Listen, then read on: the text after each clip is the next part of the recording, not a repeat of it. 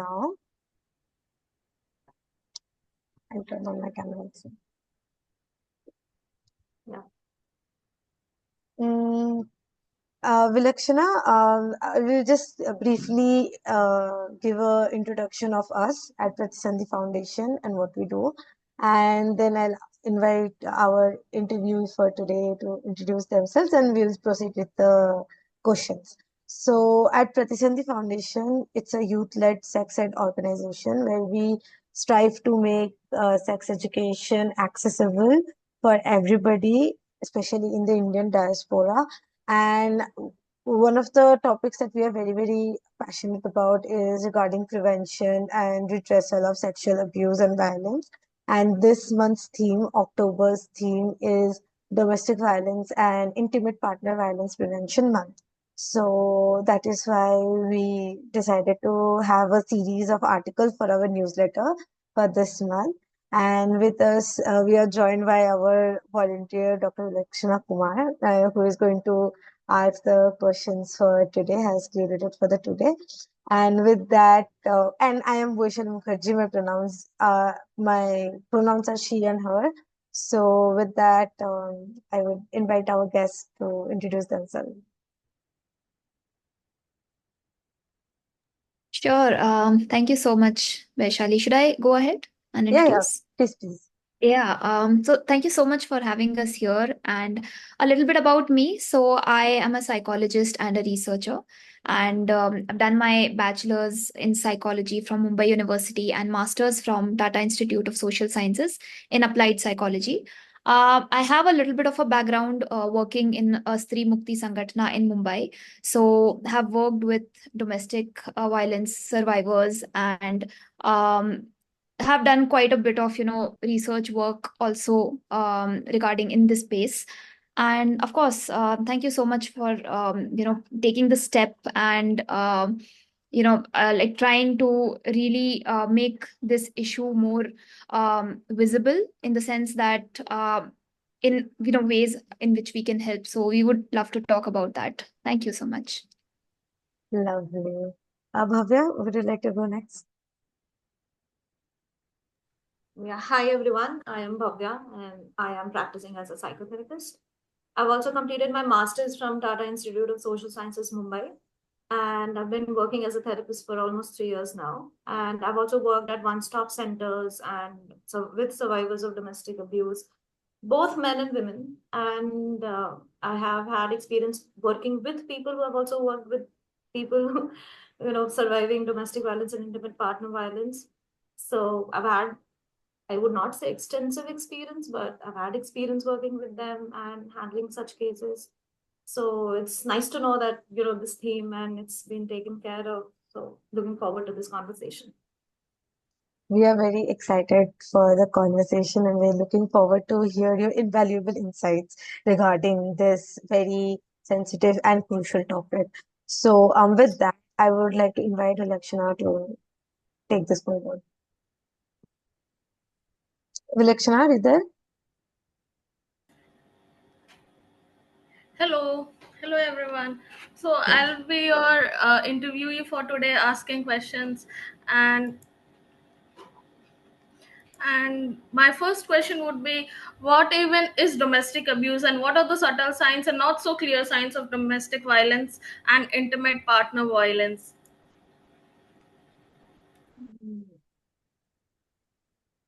Should I begin? Yeah. Sure. Okay. So, whenever we think about domestic violence or intimate partner violence, I think the key term here is violence and what we even think of as violence. Because whenever, this term is used, the first thing that obviously comes in our mind is hitting, beating up, any kind of physical assault, that a person goes through. But it can also be in form of verbal abuse, emotional abuse. People can be gaslit, they can be made to feel like they are the ones who are wrong, or also in terms of not getting that freedom at times as well. Like, especially in rural India, you might have witnessed, and it's always all the time out there in the news, that women, they are, you have to take that ghungat and you have to carry water, You have to take care of the household. If they step out of the house, they are, scolded, or, they're locked in the house. So all these also do count towards, domestic violence.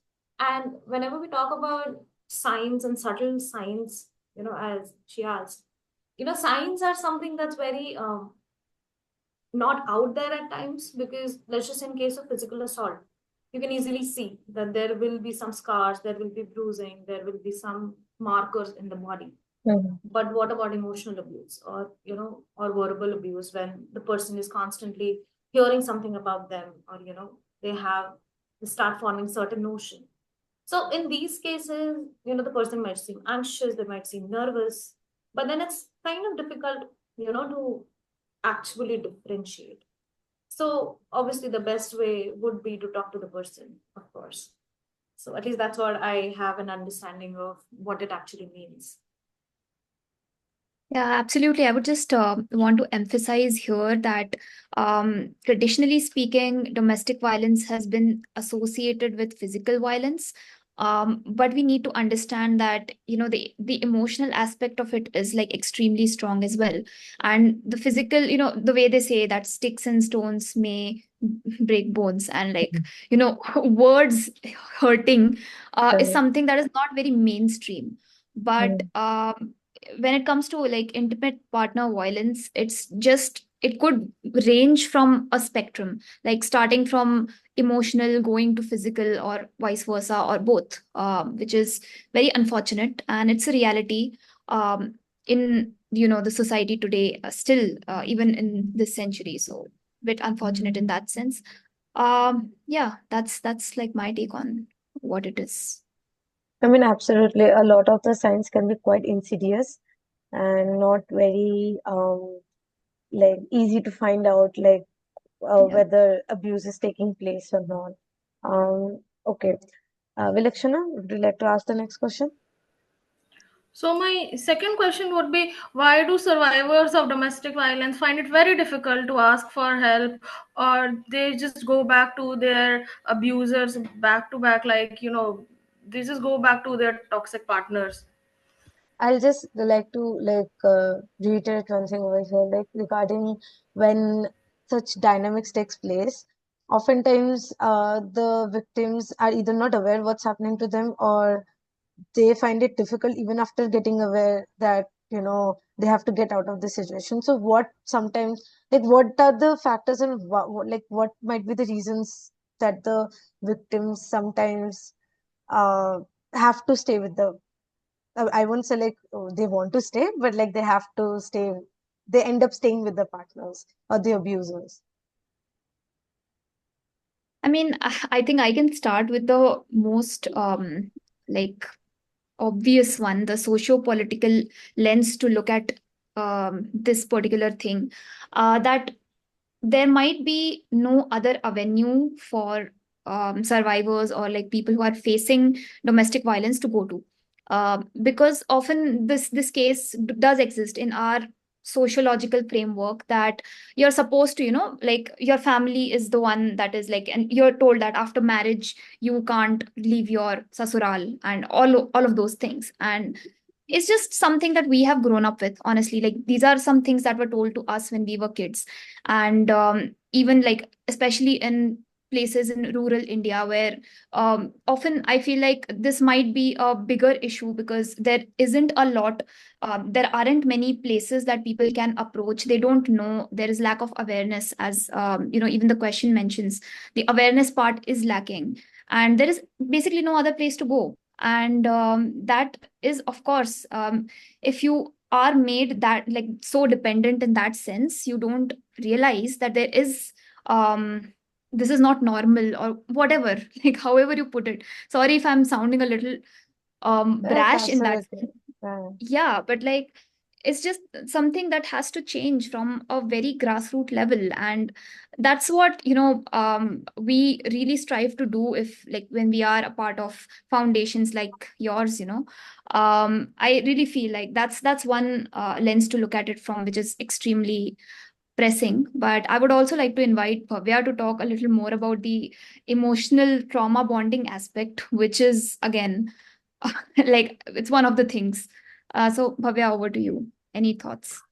Yeah, I mean, definitely, as you were saying, right, that how sasural and the Hmm. way society has grown around it, mostly cases about, men assaulting or, causing this violence to women come in front. And I think day before yesterday it was Karwa Chauth, right? It was all over Yeah. this thing, right? And very candidly, I remember I saw this meme where it said that, uh, women fasting for men's safety, how safe are women?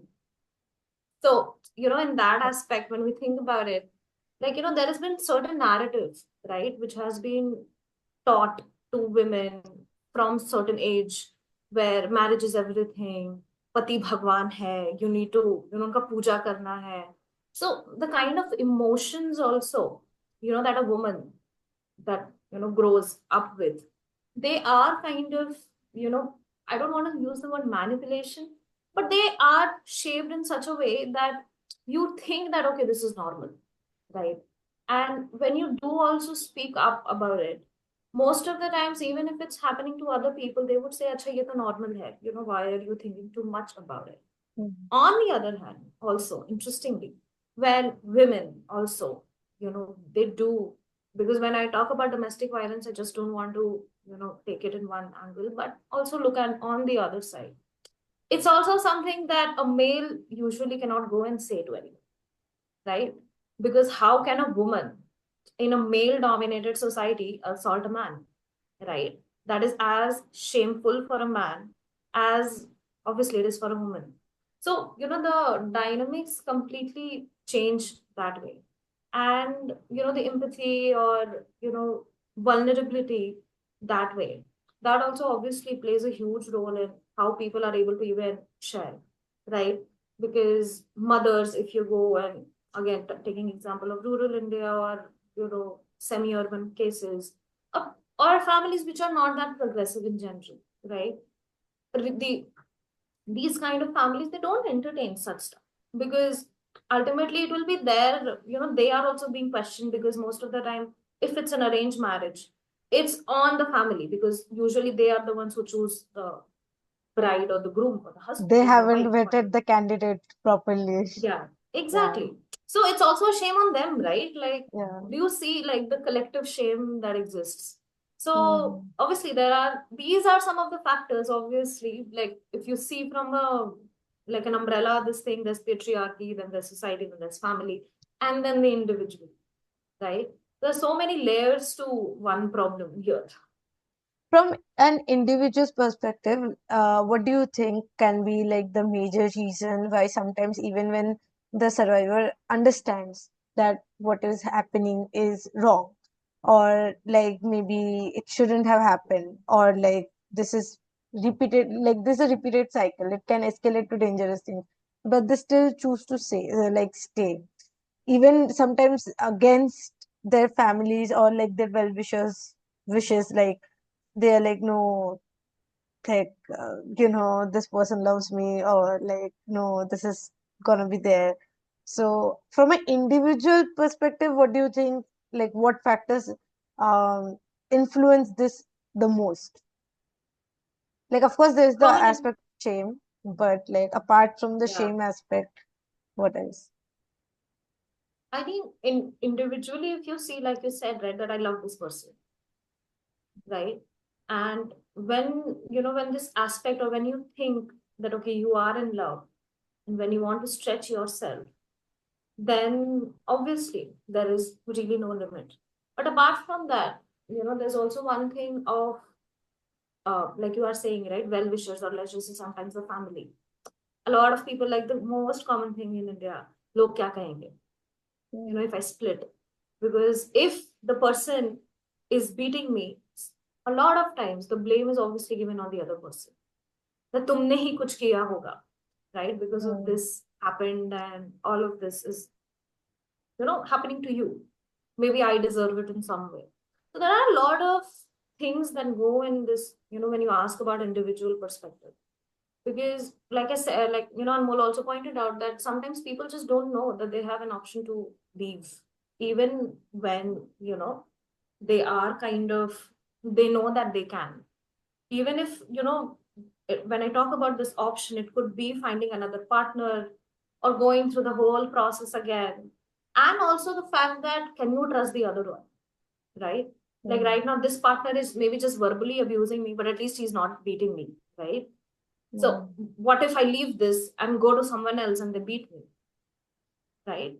So these things also do, I think, play with how, our decision and, what we think about it. And if from an individual perspective, from a victim perspective, like who is going through this, they might think these things. Some of the things, obviously, not Do all. do you think gender plays a role, like gender of the victim and the gender of the perpetrator, it plays a role while like handling these situations?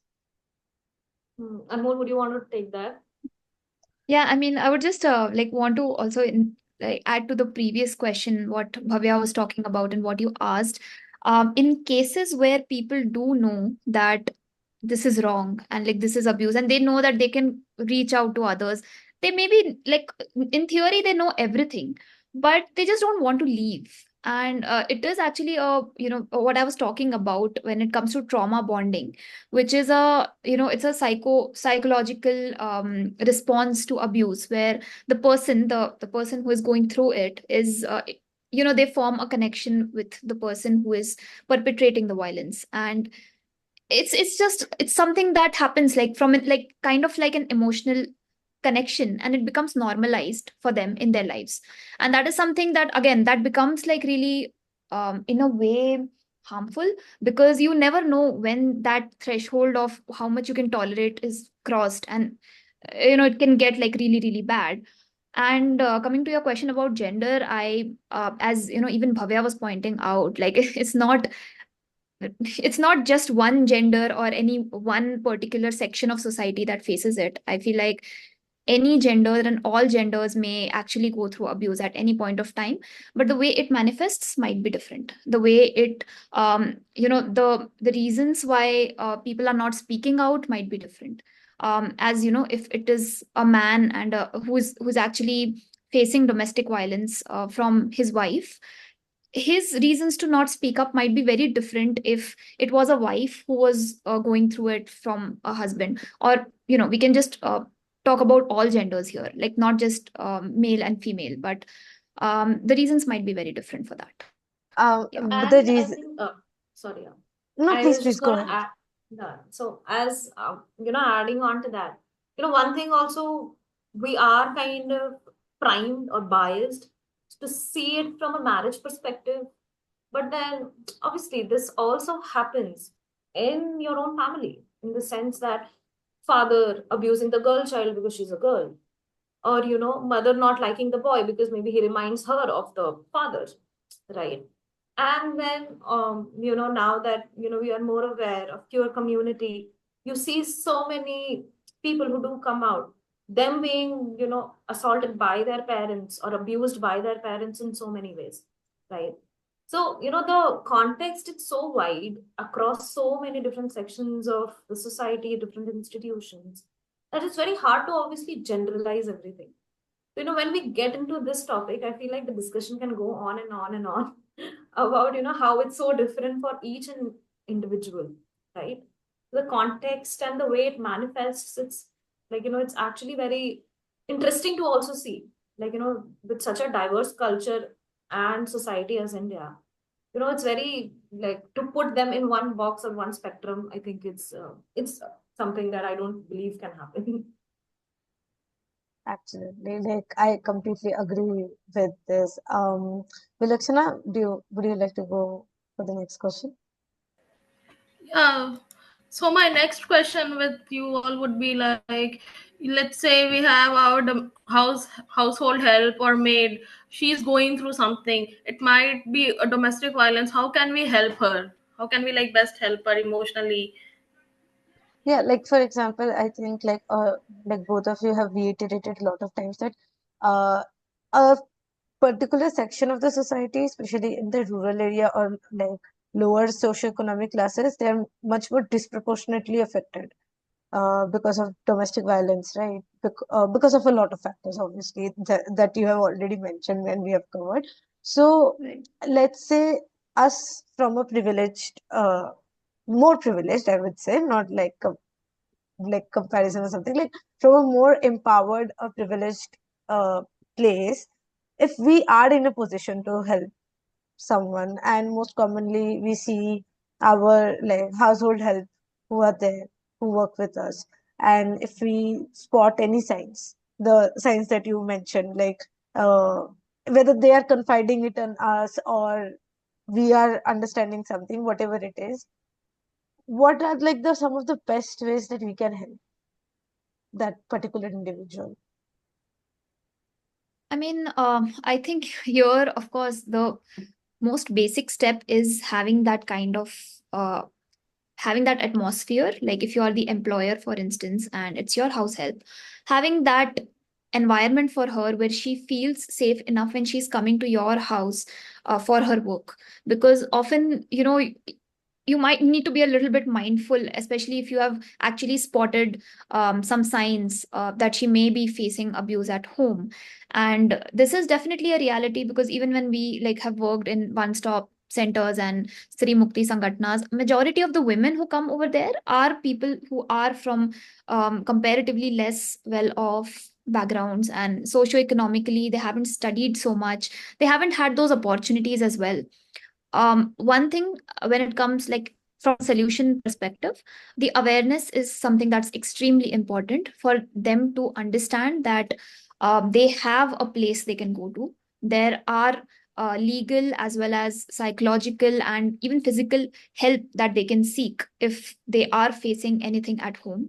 The first step is that, like, having that awareness in place, being able to support them in the sense that, letting them know, okay, this is something, you can do this. It's something that is there for you. And these days we have these places, one stop centers and Sri Mukti Sangatnas, which are encompassing of mental health support, legal aid. Even like your foundation is working towards awareness, so again, that is also another place that they can potentially go to. And from the perspective of like an employer or somebody who is coming from a more privileged background and is well aware of these things, I feel like building the awareness is definitely the first step. Anything you would like to add, Bhavya? Yeah, I mean, I think you mentioned one-stop centers, and it's very interesting that a lot of people still don't know what that is. Like, Yeah. these centers are, it's very well planned by the government, actually. This, I have to give it to them.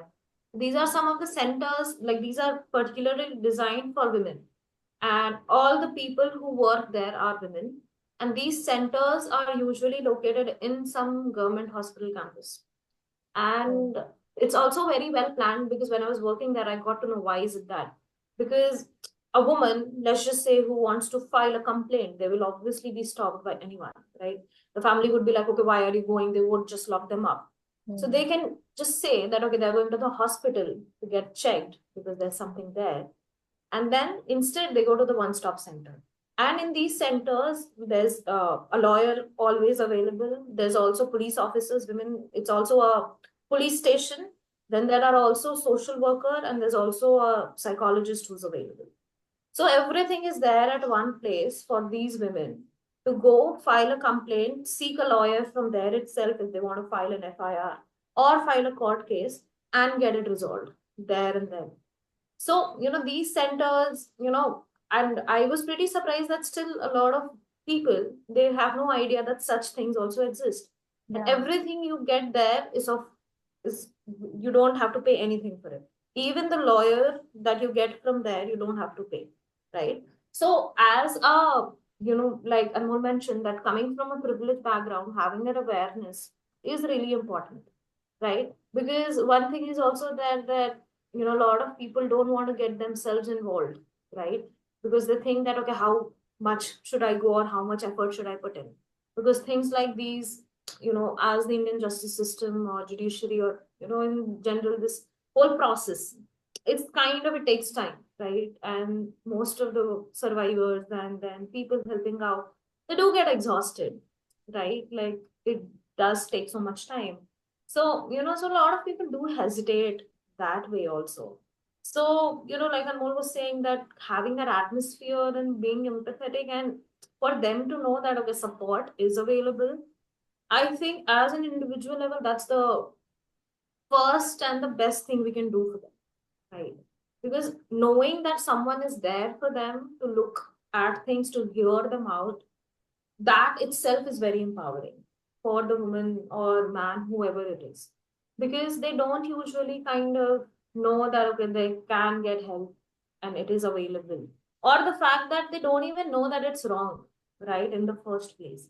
If you do say, like, let's just say if someone is showing up at your door, like you mentioned, a maid, like someone who's working, like a house help, who's constantly showing up with bruises or some signs of, like, let's just say physical assault for that matter, you will sense that, okay, something is definitely not right here, right? So it then obviously takes us and that heart to go and even talk to them, right? So So these are awareness. these one-stop centers are like gender neutral, so they are like for everybody, No, or these is it just for one-stop women? centers, no, these one-stop centers are specifically for women. Okay, So, and These yeah, are, but yeah. there are Mhm. certain foundations, like even, for example, Stree Mukti Sangathanas, where it's there for men as well.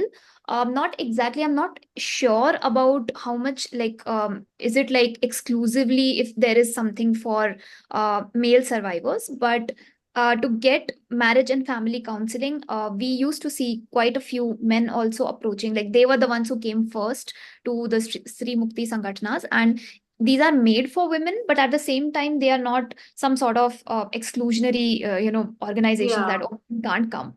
uh, of yeah, course, if you are facing abuse, you can definitely reach out, and in fact, it would be better to reach out to a place where you have social workers and psychologists and counselors who will be able to help you from that lens, of couple and family counseling therapy. Very important, honestly, rather yeah, than going to random yeah, just organizations. going on one, yeah. Yeah, I mean, which Because would claim. even in one-stop center, even though if it is designed for women, most of the cases that come there, they are very family oriented, right? So husbands Yeah. would be called, and it would be like, it would not just be one way. So, let's Mm, just say if the husband is complaining that, okay, wife has also done something, then obviously that is also taken into account.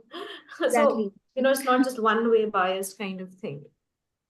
so the The same. reason I asked this was that there are like a lot of people who are from the queer community who also face a lot of issues, but they usually are not aware about these things. Even like as you mentioned, like one-stop centers are not something that people are widely aware of, but it's a definitely Yeah, sounds like a very great initiative, yeah. and like we are very thankful that at least you clarified those points that they are existing, like Yeah. it's there, Yeah, right? one-stop centers are available, like they are made everywhere. Like it's available in every district of our country. It's done by the Is government. it only in the hospitals or are they in somewhere else? Are they constructed I mean, it specifically in depends on hospitals? the locations, in the sense that they are in the hospital campus, but the building is entirely different. Acha, okay, got it. Got it. Like that, not inside the hospital. It's a building in the hospital campus, usually like a government hospital campus. Sometimes it can also be like a standalone, this thing I'm not that well aware of, but you can easily find a list and see where is it located Hmm. in one particular location. Okay, okay, got it. Keeping our time in mind, we have room for one more question. So, Lakshana, would you like to ask the last question? Yeah, so my last question for the day would be like anything you want to tell, share about two people who are survivors and surviving these difficult situations and, undergoing these things and have survived it. For people going through, one thing I always want to tell everyone is that help is always available. Like, you just need to know that this is wrong, and what you're going through is not okay. And that, especially in current day and age, I feel like help is always available. In whatever capacity you can at least find a light, or you can at least do a simple Google search and find something. So that is one thing for sure. Even though you might feel like you don't have anyone, you are not there, I'm sure there are foundations, there are several people, there are several social workers emergency services, a simple 100 or 112. There are women helplines as well. So it just takes a simple step that way. And for people who have gone through and has been battling, no one can understand your pain better than what they do themselves, because their suffering is the worst for them. And no matter how much we empathize, we can only be there as a support, right? So for them, obviously, like the pain and everything that they go through, no one can imagine. And as much as they might hear from anyone that surviving that is difficult, I personally believe that it is very difficult, more than what we perceive. So, you know, I, I don't want to use terms like, you can do it, or, it'll pass, because it actually doesn't. It's a huge grief that you live to grow with. And, you know, it's only a battle that probably scars you for life. Well, I mean, I would just want to say to anyone, regardless of your background and who you are, it's okay. I mean, I don't want to, like, as Bhavya said, say things like, this will pass or something like that. But you do, like, just need to get that bit of courage to take the first step, and it will surely make things easier in the longer run. And you can just do it. I mean, we are here for you.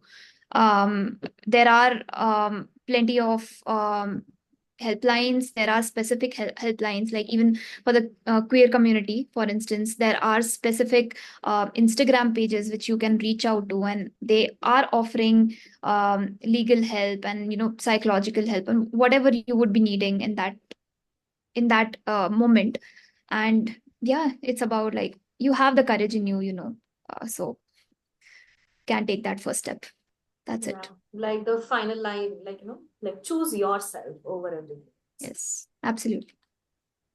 I mean, like, what a great line to sum the entire thing and the entire struggle of, like, it's both hopeful and also validating of the tough struggle that a survivor has to go through during this entire ordeal, right? Um, I would like to just take a moment to thank both of you for the work that you have been doing and for taking out your time out of your schedules to talk about such an important issue and like shed so much light and information on a lot of things, like which I think I'm sure the audience also was not aware of at all. And I'm pretty sure that at least one person, if not a lot of them, but at least one person will be helped because of this conversation today. So I would really thank both of you. And thanks to Vilakshana also, who came up with this entire idea and this entire meeting and the questions as well. So good job. Great job. Thank you. Thank you, Uh, Bhavya. Thank you, Anmol. Vilakshana, would you like to I say anything on this? Like any thoughts that you would like to share about this? I would just give my all my love, and I would like to say it doesn't have to define you. It's not who you are. Mm. It's not who Correct. you are. It's what you can be. It doesn't define you. Absolutely. Yeah. Like it's just like it's just a part of life. I won't say that insignificant or significant, but it is just a part of life. It is not, you know, the trauma doesn't define us. That's the thing, right? So, with that, it, like I would like to close the recording for now. And with that, thank you so much. Thank you so much for joining. Truly, really appreciated from the bottom of our heart. And